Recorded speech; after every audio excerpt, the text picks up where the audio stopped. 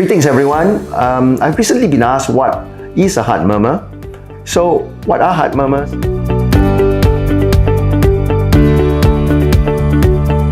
Heart murmurs are basically an abnormal noise, often a swishing or whooshing noise that the doctor hears when he listens to the heart through a stethoscope.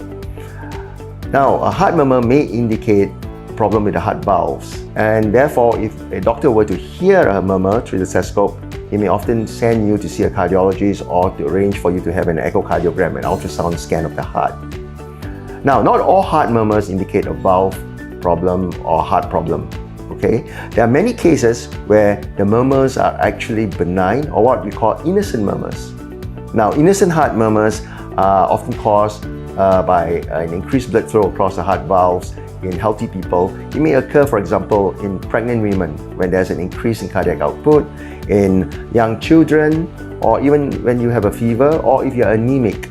So a murmur doesn't necessarily mean that there is a primary heart problem, but it may be a sign for your doctor to refer you on for further investigations.